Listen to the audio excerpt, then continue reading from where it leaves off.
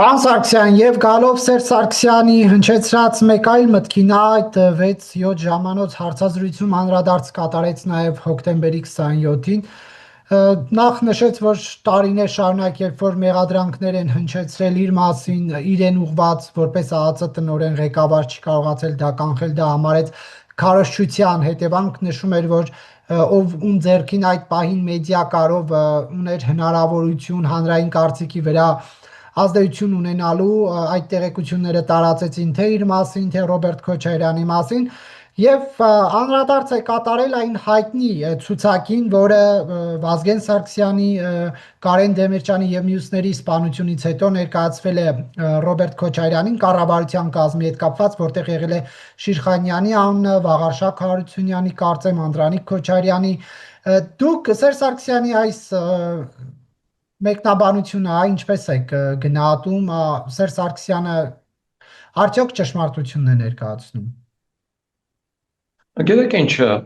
Սերժ Սարգսյանը ազգային անվտանգության նախարար էր, իսկ հոկտեմբերի 27-ը տեղի է ունեցել Հայաստանի Հանրապետության քաղաքական սրբության սրբոցում ազգային ժողով։ Հենիսի կորդերում չի եղել կամ Կարեն Դեմիրճյանին իրենց բակում քայլելուց չեն սպանում։ Ու այստեղ ազգային անվտանգության նախարարը մեղք ունի թե չունի,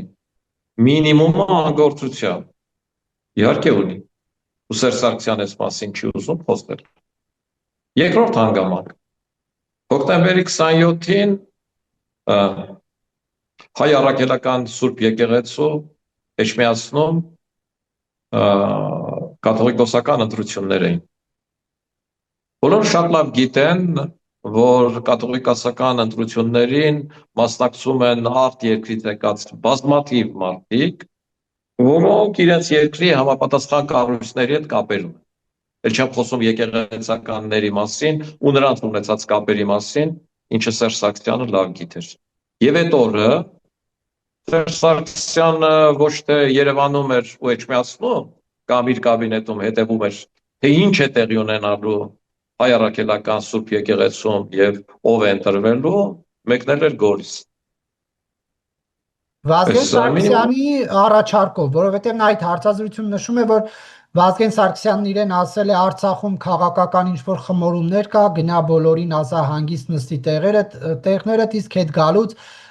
արևելյան հատվածով անցի, տես տղաները ինչպես են արևմտյան կամ արևելյան, դա կոնկրետ չեմ հիշում։ Կարող է նաև Վազգեն Սարգսյանը նման բան ասել, բայց ինքը ազգային անվտանգության նախարար է, չէ՞։ Ինքը կարող էր Լեռնային Ղարաբաղ գնալ մի օր հետո։ Սպասել կաթողիկոսական ընտրությունները լինեին, նորից եմ կրկնում, ամեն օր չի կաթողիկոսական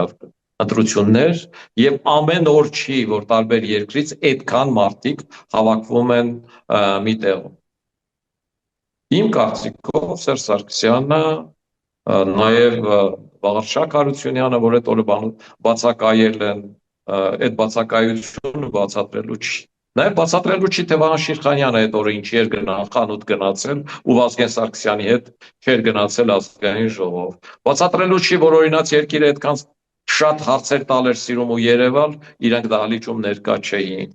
Դաշնակցությունը հիմնականում բացակա էր։ Այս ամեն ինչը հարցեր են,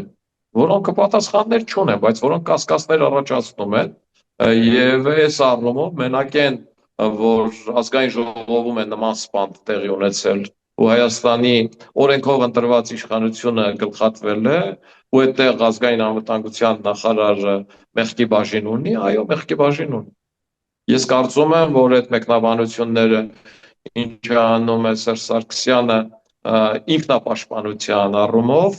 սեփական ինքնապաշտպանության առումով, այդքան էլ ճիշտ չեն։ Ավելին Սերժ Սարգսյանը անուղղակի պնդում է այն թեզը, ինչը պնդում է Ռոբերտ Քոչարյանը, որ հանցագործությունը բացահայտված է եւ դա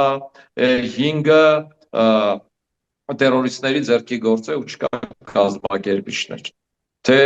ինչ հենքի վրա է ինքը պնդում դա, ինքը կարողացել է ստուգել, ասենք, Ռուսաստանի Դաշնության հատուկ ծառայությունների գնդապետ Լիտվինենկոյի մոտեցումը, որ դա ռուսական գերեվոն է արել, կարողացել է ճշտել, թե չէ, ունի այդ հիմնավորումները, թե չէ, ես չգիտեմ։ Ես չունեմ եւ վստահ եմ, որ արտաքին քաղաքական հետքը ստուգված չի։ Հետևաբար նրանք, ովքեր պնդում են, որ հոկտեմբերի 27-ը այս 5-ն են արել ու գործը փակված է, որոշակի շահագրգռվածություն ունեն, որովհետև այդ համատեքստում ինչ-ինչ հարցեր կարող են առաջանալ նաև իրենց նկատմամբ։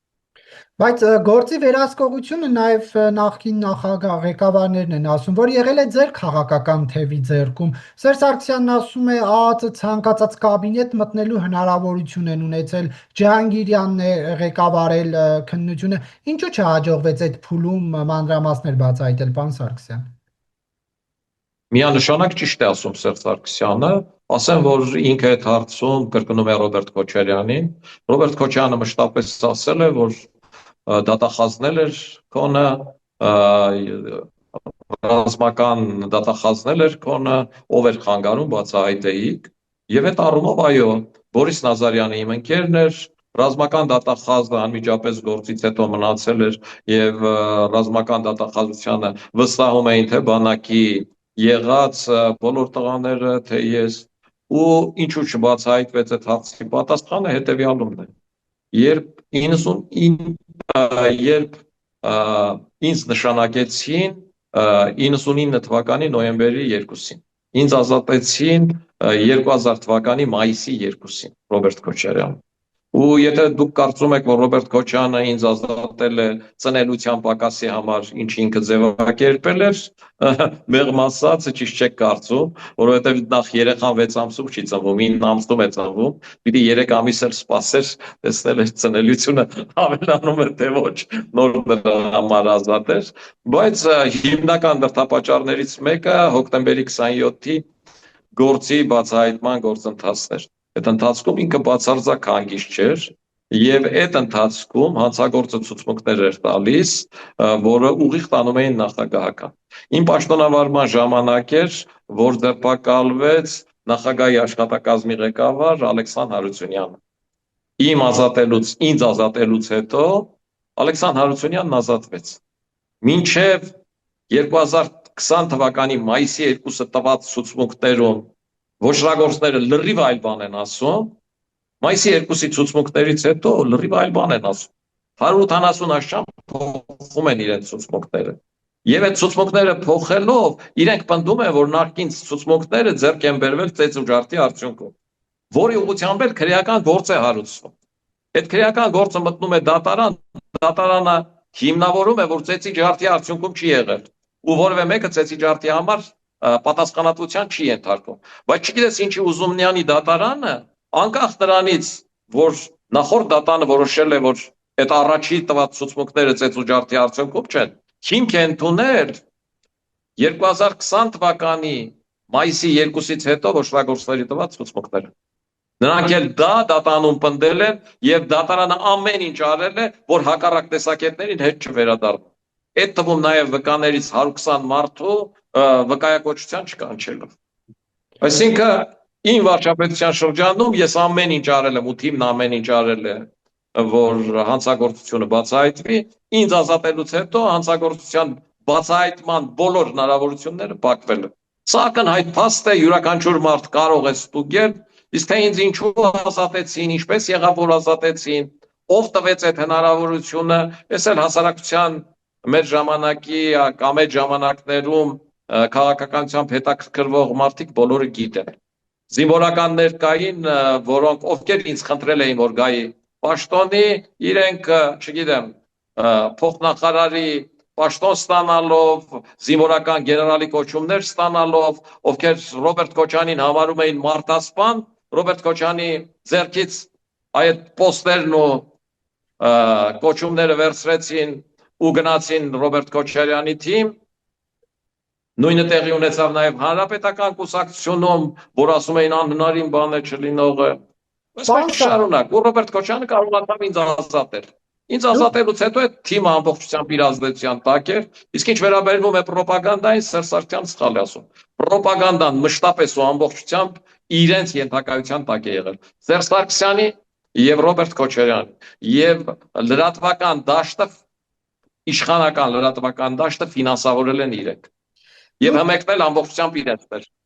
Դուք բացահայտումներով ուր էիք հասել, կար ինչ որ մի տեղ արդեն որ պետք է այդ կծիկը քանդվեր, որովհետև նշեցիք տանում էր դեպի նախագահական, միջև ուր էր տանում, միջև նախագահ էր տանում, թե ստորին էին տանում, ուր էիք հասել, որ Քոչարյանը ձեզ ազատեց։ Գիտեք, նախագահական ասելով ի նկատի ունեմ նախագահի աշխատակազմի ղեկավար Ալեքսան Հարությունյանին։ Եվ այդ թուղթը եւ Ալեքսան Հարությունյանի ըստ ոչրագործի տված ցուցմունքների, առաջի ցուցմունքներով Ալեքսան Հարությունյանի,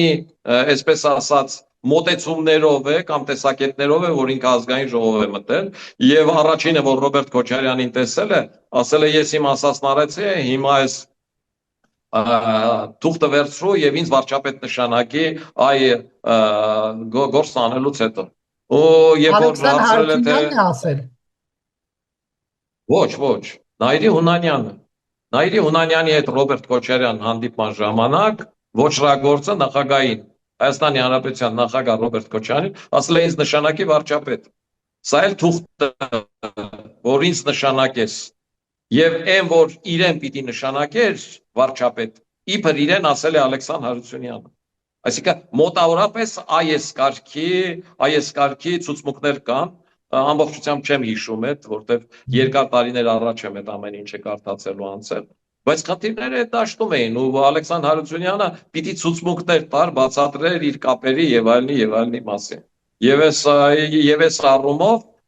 ինձ ազատելուց հետո գործը ջրվեց։ Պարոն Սարգսյան, Տիկին Անահիտ Բաղչյանը մի այսպիսի միտք ասաց, որ վեճ է եղել ինչ որ Քոչարյանի աշխատասենյակում Վազգեն Սարգսյանն ու Դեմիրճյանը ըստ նրա դուրը շրխկացրել, դուրս են եկել, ինչ թեմա է եղել, դուք մանրամասներին գիտեք, տեղյակ եք։ Իհարկե գիտեմ, ես բազմաթիվ անգամներ այդ թեմայի մասին խոսել եմ, թեման Մեղրին Լաչինով փոխելու տարբերակով Լեռնային Ղարաբաղի հարցի լուծումներ, որը Հայաստանի զրկում էր ինքնուրույնությունից, դարձնում էր էլի ռուսական ինչ-որ ծայրագավառ, Մարս, Թաթարստան, չգիտեմ, Բելարուս, այս կարգի ինչ-որ մի բան, որին թե Վազգենը, թե Դեմիրճյանը միանշանակ կողմիներ չէին կարողանալու, դեմ էին լինելու, եւ Վազգենը այդ ուղղությամբ թե տեսակետներ ասել է, թե գրավոր նյութեր կա, եւ թե հստակ հայտարարել է, այսինքն Մեղրիի տարբերակով Լեռնային Ղարաբաղի հարցի լուծումը, այն ինչի մասին խոսում է Օսկանյանը, սա կոպտագույն, ամենակոպտագույն քաղաքական սխալն է, ինչ արել է Հայաստանի երկրորդ նախագահ Ռոբերտ Քոչարյանը, որովհետև այդ ժամանակ հակամարտությունը Ադրբեջան եւ Լեռնային Ղարաբաղ էր, Հայաստանը դրան մաս չէր կազմում, Լեռնային Ղարաբաղի ներկայացուցիչը թուղթ էր ստորագրել Ադրբեջանի հետ զինադադարի մասով, հանձինս Սամվել Բաբայանի, ու այստեղ գնում է բանակցություն, ու բանակցության ընթացքում քննարկվում է Հայաստանի Հանրապետության տարածքը, այսինքն Հայաստանը դառնում է տարածքային պահանջ ունեցող Ադրբեջանից, նման կոպիտ սխալ ցույց տալը, չգիտեմ, ասեմ ագրագետություն, որ ավելի վատ բառ չօգտագործեմ, որովհետև գիտեք ինչ, երբ որ Մեղրին ընդհանրապես կամ Հայաստանը ընդհանրապես այդ համատեքստում չկա ու Հայաստանը Լեռնային Ղարաբաղ Ադրբեջան հակամարտության առումով կողմ չի ու դու դարձնում ես Հայաստանին կողմ, դու Հայաստանին դարձնում ես այդ հակամարտության կողմ, որը տարածքային պահանջ ունի, այս պարզ անգրագիտություն է։ Ու ամբողջ խնդիրը նրանում է, Նարեկ ջան, տխուրը նրանում է ոչ թե հինը կճպորելու, այս հինը կճպորելու նորից եմ ասում, պատմաբանների, իրավաբանների, ռազմական գործիչների եւ այլնի խնդիր է։ Մեզանից յուրաքանչյուրը, ես էլ իմ չափով սուբյեկտիվ եմ, որովհետեւ իմ չափով եմ նայում խնդիրներին, իմ ունեցած փորձով, իրենք իրենց ունեցածով փորձում են պաշտպանվել, ինչ որ առումով ճիշտ են, ինչ որ առումով սխալ են։ Խնդիրը նրանում է, որ ապագային չեն նայում։ Ապագան իրենք տեսնում են նորից այդ հնի մեջ։ Իսկ այդ հինը չի բերելու որևէ լուծում։ Քան այդ նույն Մեղրիի միջանցքով ինչ որ բան փոխելու, հետո չգիտեմ Վայքով ինչ որ բան փոխելու, հետո Արարատով ինչ որ բան փոխելու, լուծում առաջարկ չկա, արևմուտքը առաջարկ է տվել, այդ արևմուտքի առաջարկը այնպես ինչպես Nvidia-ին 200 միլիարդից դարձրեց 5 տրիլիոն 5 տարում, Հայաստանին կարող է ենթադրենք պինդ աշխատելու դեպքում 10 տարում դարձնել։ Այսօր Հայաստանի բյուջեն 6.4-ից 8 միլիարդի սահմաններում է կախված դոլարի կուրսից։ Եթե 25-ով բազմապատկես, դառնում է 200 միլիարդ։ Դուք պատկերացնում եք 200 միլիարդ բյուջե ունեցող Հայաստան, ասեմ Իսրայելն է 200 միլիարդ, ու տեսեք հարևանների հետ ոնց է խոսում Իսրայելը։ Ադրբեջանի բյուջեն 22-24 միլիարդ է, ասենք Ադրբեջանն էլ դառնա 30 միլիարդ, երբ որ քոնը 200 միլիարդ է, այդ ժամանակ քո այդ անկլավներից չեն խոսելու, պատերազմից չեն խոսելու, դու տարածաշրջանում ուրիշ բան ես անելու։ Ես այեց Հայաստանի կողմնակիցն եմ։ Ես Հայաստանի ապագան տեսնում եմ այդտեղ, ոչ թե նորից Պուտինի փեշի տակ մտնելը, Պուտինի փեշի տակ գնալը, որը բացի մեղրին լաչինով փոխանակելուց ուրիշ բան չի առաջարկելու։ Ու տխուրը նրանում է, որ թե առաջին նախագահը, թե երկրորդ նախագահը, թե երրորդ նախագահը այս պարզ ճշմարտությունը չեն հասկանում։ Նիկոլ Փաշինյանն էլ ինչքան է հասկանում, չգիտեմ, բայց համենայն դեպս քայլեր անում է։ Պարոն Սարգսյանը